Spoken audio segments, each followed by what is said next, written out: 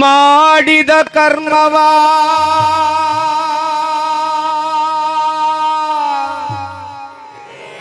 ನಾನೇ ಅನುಭವಿಸಬೇಕು.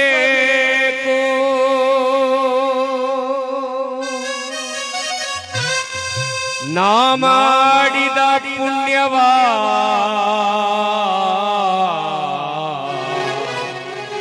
ನಾನೇ ಉಣಬೇಕು.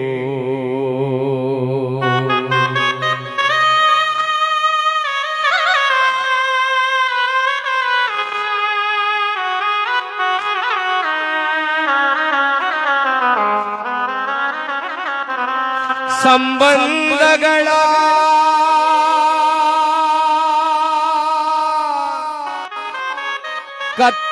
ಕತ್ತರಿಸಬೇಡವೋ ನರಮಾನವ, ಕೂಡಿಸುವ ಕಲೆ ಕಲಿಯೋ ನರಮಾನವ.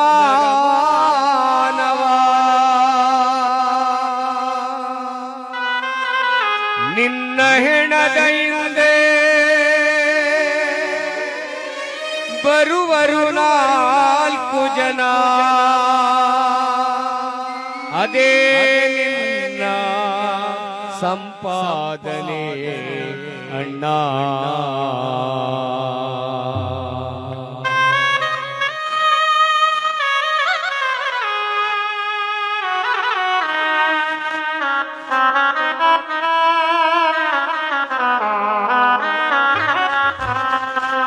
ನಾ ಮಾಡಿದ ಪುಣ್ಯ ನನ್ನ ಜೊತೆ ಬಂದ್ರೆ ಅದೇ ಒಂದು ದೇವರ ಆಶೀರ್ವಾದ. ನಾ ಮಾಡಿದ ಕರ್ಮ ನನ್ನನ್ನ ಬಿಡೋದಿಲ್ಲ,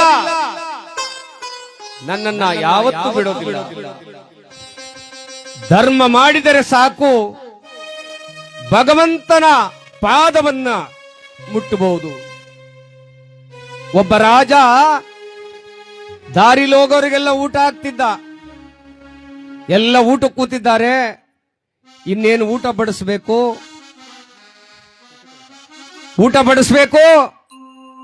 ಅಷ್ಟರಲ್ಲಿ ಆ ಸಾಂಬಾರಿನ ಹಂಡೆ ತೆಗೆದಿತ್ತು.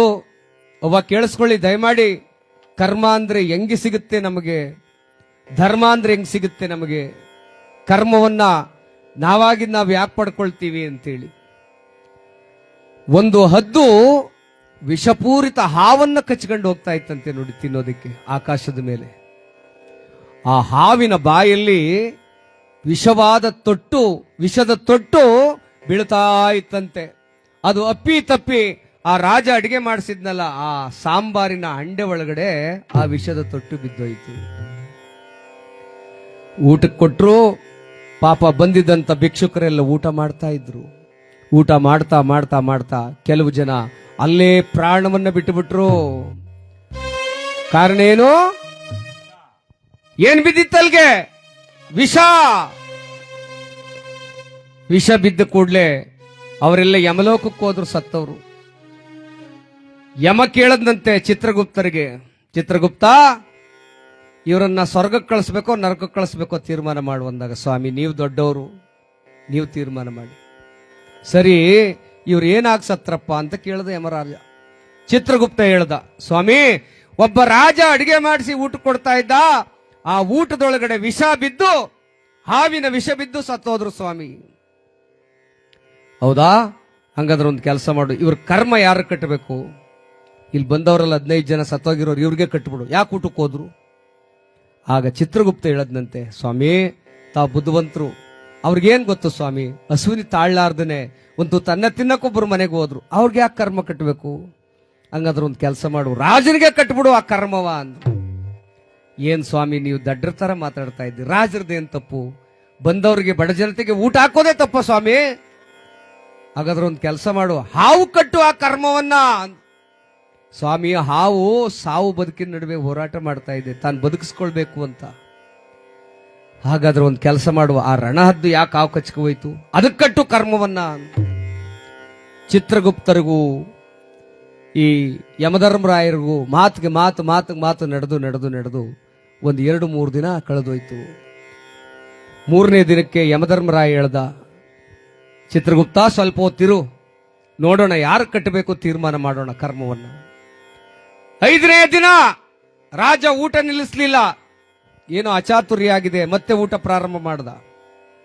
ಯಾರೋ ಒಬ್ಬ ಭಿಕ್ಷುಕ ಒಂದು ಹಿಂಗೆ ಈ ಸರ್ಕಲ್ ಹತ್ರಕ್ಕೆ ಬಂದು, ಹಿಂಗೆ ಒಂದು ಸರ್ಕಲ್ ದೇವಸ್ಥಾನದ ಬಳಿಗೆ ಬಂದು ಒಬ್ಬ ಅಜ್ಜಿ ಹೂ ಮಾರ್ತಿದ್ಲಂತೆ. ನೋಡಿ, ಆ ಹೂ ಮಾರು ಅಜ್ಜಿ ಕೇಳದ್ದಂತೆ, ಅವ್ವಾ ಇಲ್ಲಿ ರಾಜರು ಊಟ ಕೊಡ್ತಾ ಇದ್ದಾರಂತಲ್ಲ, ನಾನು ನೆರೂರವನ್ ಕಣ್ರವ, ನನಗೆ ಸ್ವಲ್ಪ ಹೊಟ್ಟೆ ಸಿಗ್ತಾ ಇದೆ, ಏನಾದ್ರೂ ಮಾಡಿ ಆ ಮನೆ ಯಾವುದು ಅಂತ ಹೇಳವ ಅಂದಾಗ ಅಜ್ಜಿ ಹೇಳದ್ಲಂತೆ, ಅಯ್ಯೋ ಮಂಗ ಮುಂಡೆದೆ, ಈಗ 5 ದಿನದಲ್ಲಿ 15 ಜನ ವಿಷ ಹಾಕ್ಬಿಟ್ಟು ಸಾಯಿಸ್ಬಿಟ್ಟವನೇ ರಾಜ, ನೀನು ಹೋಗ್ಬೇಡಕ್ಕನಪ್ಪ ಅಲ್ಲಿಗೆ, ವಿಷ ಹಾಕ್ತಾನೆ ಅಂತ ಅಂದ್ಲಂತೆ ಆ ಅಜ್ಜಿ. ಆಗ ಯಮಧರ್ಮರಾಯ ಥಟ್ಟನೆ ಪ್ರತ್ಯಕ್ಷನ ಆಗ್ಬಿಟ್ನಂತೆ. ನೋಡಿ, ಚಿತ್ರಗುಪ್ತ, ಕರ್ಮವನ್ನ ಯಾರು ಕಟ್ಟಬೇಕು ಅಂತಿದ್ಯಲ್ಲ ಅವಮ್ಮನು ಕಟ್ಟು ಕರ್ಮವನ್ನ, ಅವಮ್ಮನು ಕೊಡು ಆ ಕರ್ಮವನ್ನ. ಆ ತಾಯಿಗೆ ಕುಷ್ಠ ರೋಗ ಬಂದು ನರಳಾಡಿ ನರಳಾಡಿ ನರಳಾಡಿ ನರಳಾಡಿ ಜೀವ ಬಿಟ್ಬಿಟ್ಲಂತೆ ಅವಳು. ಯಾರ್ದು ಸರಿ ಸ್ವಾಮಿ ಇಲ್ಲಿ, ಯಾರು ತಪ್ಪು? ಹೂ ಮಾರ್ತಿದ್ದಂತ ಆ ತಾಯಿದು ಅಕ್ಷಮ್ಯ ಅಪರಾಧ. ನೋಡಿದ್ಲ ಇವಳು ವಿಷ ಹಾಕುದ್, ನೋಡಿದ್ಲವಾ? ಅದಕ್ಕೆ ಹೇಳೋದು, ಮಾಡಿದವರು ಪಾಪ ಆಡದವರು ಬಾಯಿಲಿ ಅಂತ. ಗೊತ್ತಿಲ್ದೇನೆ ಏನು ಮಾತಾಡಬಾರ್ದು. ದೇವರು ಅವಾಗ್ಲೇ ನಮಗೆ ಕರ್ಮಾದಿಗಳನ್ನ ಕೊಟ್ಟು ಬಿಡೋದು. ಅದಕ್ಕಾಗಿ ನಾವು ಜಾಗ್ರತೆಯಿಂದ ಜೀವನ ಮಾಡುವಾಗ ಜಾಗ್ರತೆ ವಹಿಸಬೇಕು. ಮಾತಾಡಿದ್ರೆ ಹೋಯ್ತು, ಮುತ್ತು ಹೊಡೆದ್ರೆ ಹೋಯ್ತು. ಅತಿ ಅರಿತವಾದ ಆಯುಧ ಈ ಜಗತ್ತಿನಲ್ಲಿ ನಾಲಿಗೆ. ಚಾಕುವಿನಿಂದ ಚುಚ್ಚಬೇಕಾಗಿಲ್ಲ ಏನವಾ, ಬರೀ ಕೇವಲ ನಾಲ್ಗೆ ಬಂದಿದ್ರೆ ಸಾಕು ಮನುಷ್ಯನನ್ನ ಸಾಯಿಸಬಹುದು. ಹಾಗಾಗಿ ನಾವು ಕರ್ಮಗಳನ್ನ ಪಡೆಯೋದಕ್ಕಿಂತ ಹೆಚ್ಚಾಗಿ ಪುಣ್ಯಗಳನ್ನ ಪಡೆಯೋದ ಕಡೆ ಹೆಚ್ಚು ಗಮನ ಕೊಡೋಣ, ಪುಣ್ಯವಂತರಾಗಿ ಬಾಳೋಣ. ಅವರಿವರ ಮಾತಿಗೆ ಬೆಲೆ ಕೊಡೋದು ಬೇಡ.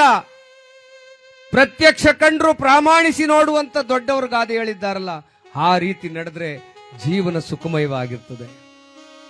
ಯಾರೋ ಹೇಳಿದ ಮಾತಿಗೆ ನೋಡಿ, ಇವತ್ತು ರಾಮಾಯಣ ನಡೆದದ್ದೇ ಒಂದು ಹೆಣ್ಣಿನಿಂದ.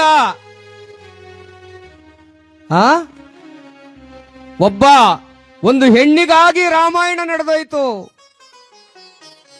ನೋಡಿ. ಭೂಮಿಗಾಗಿ ಮಹಾಭಾರತ ನಡೆದೋಯ್ತು, ಆಸ್ತಿಗಾಗಿ. ಅಲ್ಲೂ ಕೂಡ ಒಂದು ಹೆಣ್ಣೆ. ದ್ರೌಪದಿ ಅವತ್ತು ಯುದ್ಧ ಬೇಡ ಅಂದಿದ್ರೆ ಕುರುಕ್ಷೇತ್ರ ನಡೀತಿರ್ಲಿಲ್ಲ. ಇಲ್ಲಿ ರಾಮಾಯಣದಲ್ಲಿ ಮಂತ್ರೆ ಅಂತಕ್ಕಂಥ ಒಂದು ಹೆಣ್ಣು ಆ ಕೈಕೆಗೆ ಮನಸ್ಸನ್ನ ಕೆಡಿಸದೆ ಹೋಗಿದ್ರೆ ರಾಮ 14 ವರ್ಷ ವನವಾಸಕ್ಕೆ ಹೋಗ್ತಾ ಇರಲಿಲ್ಲ. ಇಲ್ಲಿ ನಮ್ಮ ನಡುವೆ ಚಾಡಿ ಹೇಳೋರ ಬಗ್ಗೆ ಹೆಚ್ಚು ಜಾಗ್ರತೆ ಇರಬೇಕು. ಬೈತ ಹೇಳೋನ್ ಬದುಕ ಕೇಳ್ದ, ನಗ್ತ ಹೇಳೋನ್ ಕೆಡ ಕೇಳ್ದ ಅಂತ ಗಾದೆ. ಯಾರಾದ್ರೂ ಬೈತಾವ್ರಂದ್ರೆ ಸರಿಯಾದ ದಾರಿಲಿ ಹೋಗೋ, ಅಯೋಗ್ಯ ಅಂತ ಬೈತಾರಲ್ಲ, ಅವ್ರ ಪಾದ ಹಿಡ್ಕೊಳ್ಳಿ, ಅವ್ರು ನಿಜವಾಗ್ಲೂ ಒಳ್ಳೇದ್ನೇ ಹೇಳ್ತಾರೆ. ಮಗ ನೀವು ಬೈತಾರೋ ಸರಿ ಕನೋ, ಹೋಗು ಸರಿ, ನೀನ್ ಮಾಡ್ತಾ ಇರೋ ಸರಿ, ನಿಮ್ಮ ಅಪ್ಪನ ಮಾತು ಕೇಳ್ಬೇಡ ಅಂತ ಹೇಳ್ತಾರಲ್ಲ, ಅವ್ರನ್ನ ಯಾವತ್ತೂ ಹತ್ರಕ್ಕೆ ಬಿಟ್ಕೋಬೇಡಿ. ಅದೇ ನಿಜವಾದ ನಮ್ಮ ಮನೆಗೆ ಶತ್ರು.